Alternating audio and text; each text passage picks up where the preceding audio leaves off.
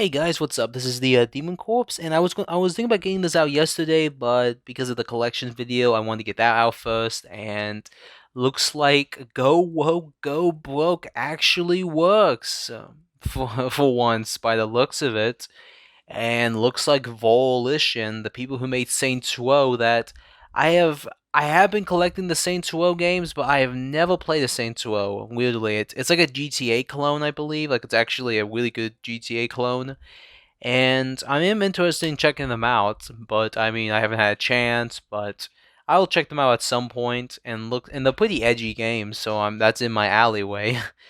But sadly enough, Volition did get shut down because they went woke and they really destroyed themselves as a whole. And they kind of flipped off their fan base and telling them that we know what we're doing, you're not important, buy our games and shut up. That's literally what they said to the whole audience, and none of them bought the game. Some people did just to play it, but it is going to be on the PlayStation Essentials, so hey, you get to play it on the PlayStation's version of Game Pass. So awesome! If you want to, I should have put that in the last video, but I didn't.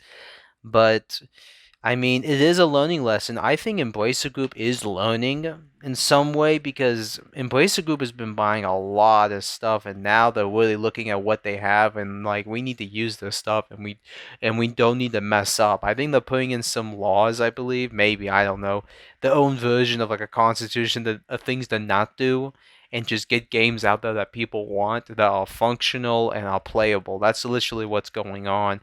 And THQ and Deep Silver, they haven't really disappointed. I mean they have their moments, I will say that. They do have their moments, but they don't really disappoint with games. I mean, a lot of the games they release are really good. I haven't really had that many complaints with THQ or Deep Silver, and they're both owned by Embracer Group, so they're kind of the same company in some ways. So, yeah. But I mean, I'm hyped. I'm hyped to see what THQ and Deep Silver do, but I mean, it is sad to see Volition get shut down. But hey, it's a learning lesson for other studios. Don't push don't still push politics, but in a way that isn't like in our face. Because like, let's be honest here, there's politics in video games. There is. It's just it's how you do it. That's the thing. There's a way you do it. Like Star Wars, like the 1, 2, and 3, great examples of movies that push politics, but you don't really like get it then. But now, 20 years later, you do get it. And like, oh, so that's what the meaning of those. Even Gears of War. I mean, there's a way you do it. It's just how you do it and pushing a message. But it's like, and there's good messages, there's bad messages, good messages. There's a lot of different, like, there's politics in everything. I mean, in games, media, like, there's a lot of stuff. I mean, it's like the whole idea of, oh, we have to take politics out of gaming. It's odd. Even when I was younger, when I was hearing about that, I was kind of like, that doesn't make sense. I mean, there's politics in games. I mean, like ideologies, in games. Like there's like, I mean, that's in like even the Metro series. It's political. I mean, there's some political stuff in the Metro series. I highly recommend. If you don't play the Metro games, play them. They're really fun, and they're all politics. I mean, of the different factions, ideologies, all that. So the whole idea of take video games out of politics doesn't make sense, and there's a different wording that should be used, but I can't really think of it right now. But I mean, it's just another learning lesson for companies to just don't push some. I mean, don't go woke. I mean, I think wokeness has been overused now. I do think so, but I don't know. I mean, like you kind of know if a game is woke if they say modern audience or something like that, or I mean, flipping off your fan base. Like, I mean, doing some stuff like that and changing the style of the game series. And I mean, there's a lot of things that should be done, but I mean, I don't know. I don't know. It's just stupid. I mean, just make a good game. I mean, as long as the gameplay is good and there's a decent story and the frame rates are like stable, I think most people wouldn't actually give a crap. But most games that come out now are buggy or they have issues and everyone wants this, or that. But I think most people aren't thinking about, I would say, the frame rates or the gameplay because most of the time it's just the gameplay.